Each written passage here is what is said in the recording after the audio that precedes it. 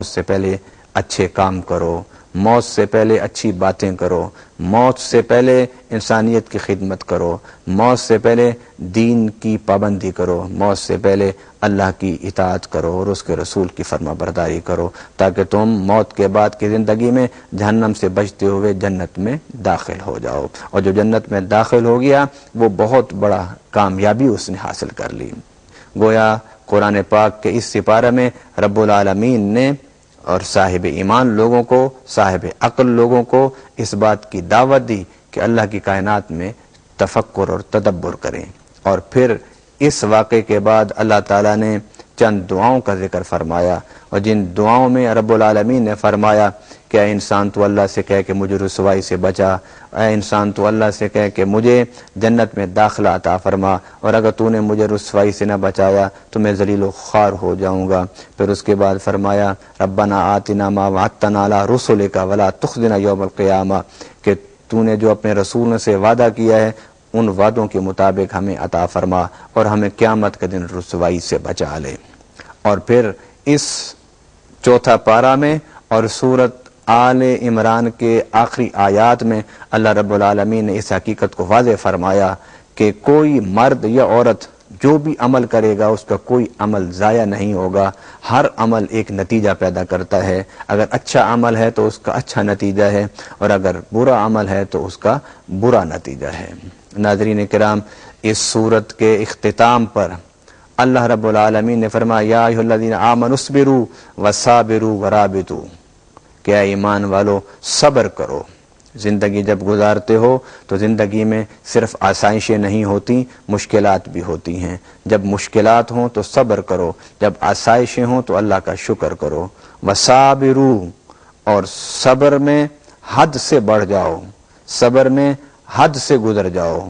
اور صابرو کا معنی یہ بھی ہے کہ ایک دوسرے کو بھی صبر کی تلقین کرو، ایک دوسرے کو بھی صبر کرنے کی تاکید کرو، کیونکہ زندگی جو ہے وہ ہر وقت نعمتوں کے ساتھ نہیں ہوتی، زندگی ہر وقت صحت کے ساتھ نہیں ہوتی، زندگی ہر وقت آسائشوں کے ساتھ نہیں ہوتی، بیماری بھی آ سکتی ہے، تکلیف بھی آ سکتی ہے، پریشانیاں بھی آ سکتی ہیں۔ اس لیے خود بھی صبر کرو اور دوسروں کو بھی صبر کی تلقین کرو۔ اور ورابطو، اور ایک دوسرے کے ساتھ جڑے رہو، ایک دوسرے کے ساتھ مربوط رہو۔ گویا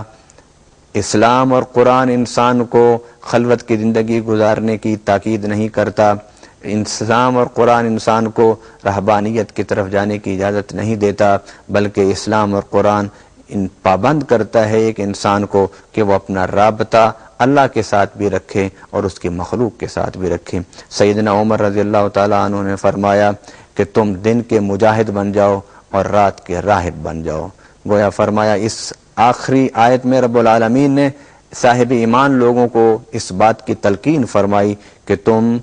ایک دوسرے کے ساتھ جڑے رہو، ایک دوسرے کو صبر کی تلقین کرتے رہو اور خود بھی صبر کرو۔ اگر اس راستے پر رہو گے تو کامیاب ہو جاؤ گے، اور اگر اس راستے سے ہٹو گے تو ناکام ہو جاؤ گے۔ گویا صبر اور رابطہ اور ایک دوسرے کو صبر کی تلقین کرتے ہوئے زندگی گزارنے سے یہ دنیا بھی اچھی ہو جائے گی، اور صبر کے نتیجے میں اللہ تعالیٰ قیامت میں بھی بے شمار اجر عطا فرمائے گا۔ اب ہم شروع کرتے ہیں سورہ نساء،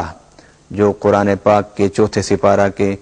چوتھے ربع سے شروع ہوتا ہے۔ اس میں اللہ تعالیٰ نے فرمایا یا ایھا الناس اتقوا ربکم الذی خلقکم، اے لوگو اللہ کا تقوی اختیار کرو، اللہ کی پہچان اختیار کرو، اللہ سے تعلق پیدا کرو، اس لیے کہ اس اللہ نے تمہیں پیدا فرمایا ہے ایک جان سے پیدا فرمایا، پھر اس سے ہی اس کی زوجہ کو پیدا فرمایا، یعنی حضرت آدم علیہ السلام سے تمہیں پیدا فرمایا، پھر حضرت آدم علیہ السلام کی تخلیق کے بعد ان سے حضرت حوا کو پیدا فرمایا، پھر حضرت آدم و حوا سے انسانوں کو پوری روح زمین پر پھیلا دیا۔ فرمایا کہ اللہ کا تقوی اختیار کرو،